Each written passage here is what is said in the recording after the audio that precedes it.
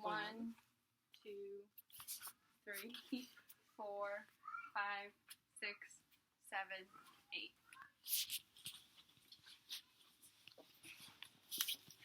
When I say the word school, what comes to mind?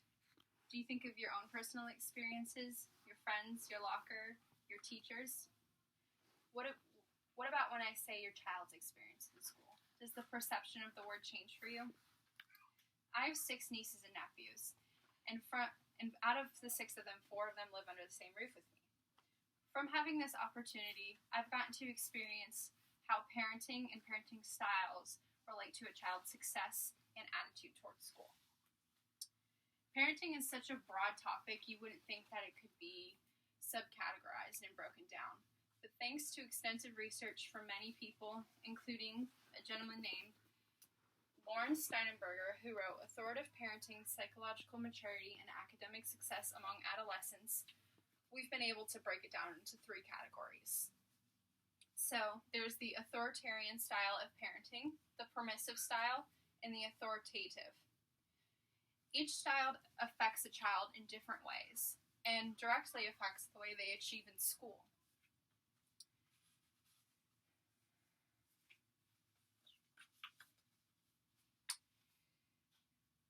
At this point, you may be wondering what each style means and what each style entails for their different parenting techniques. According to the source, Parenting Styles, Adolescence Achievement Strategies from the Journal of Adolescence from Cassia and Ola, the authoritarian style emphasizes obedience and parents have a know-it-all attitude. So in this style, parents are more strict and authoritative for their children and don't allow a lot of leeway or opinions to be said by their children.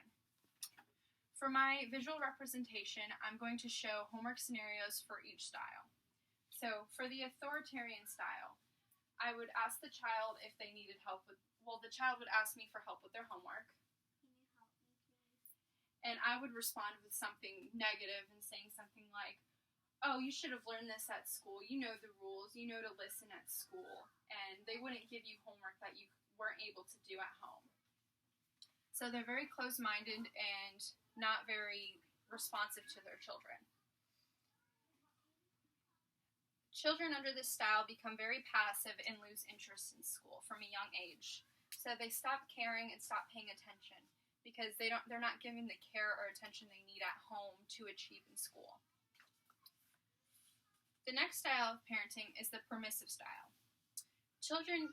Parents under this style are responsive but not demanding. So this means that the parents are listening to their children and understanding what their children means, but they don't set guidelines or expectations for their children. Children under this style become very immature socially and don't develop because they're not given rules to follow. A homework example for this parenting style would look something like this. The child would ask me for help, and I would respond with saying something like, oh, you can do what you want. You don't even have to do your homework if you don't want to. It's up to you. So they would just leave it up to the child to figure out for themselves and become independent. So obviously the child would probably end up not doing their homework. Children under this style become underachievers and don't succeed in school because they aren't given the expectations and rules at home to do their homework and to succeed and to study. The previous 2 styles are regarded as negative styles of parenting. According to Jennifer E. Lansford, who wrote Friendship Quality, Peer Group Affiliation, and Peer Antisocial Behavior as mediators of the link between negative parenting, writes that negative parenting can result in peer antisocial behavior and underachieving in school and having low self-esteem. So the child becomes very insecure about themselves and falls behind in school because self-confidence has a lot to do with how you achieve in school. The way you perceive yourself is the way you will perceive your schoolwork and the way you perceive how hard you work. The final and last parenting style is the authoritative style, which is said to be the most positive.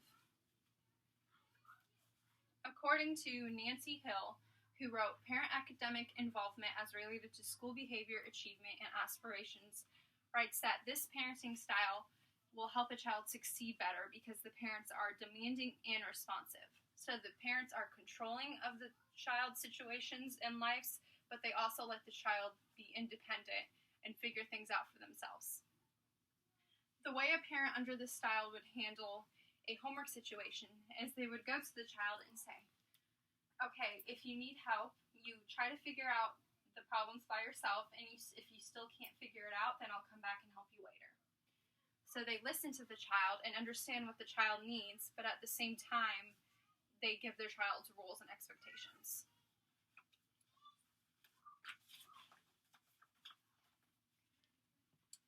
There's no way to be a perfect parent. There's no way to mold yourself into doing all the right things and doing all the right things that books tell you to do, because there's no such thing as a perfect parent. Every child and every family is different.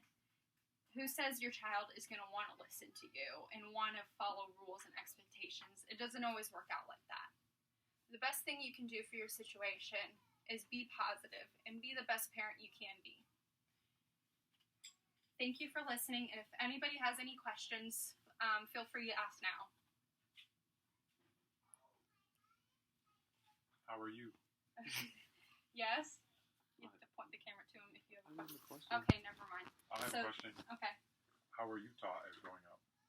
How was I taught? I think that your style of parenting was more authoritarian, so more strict and not open to like our opinions and stuff. It was more strict and rule guided.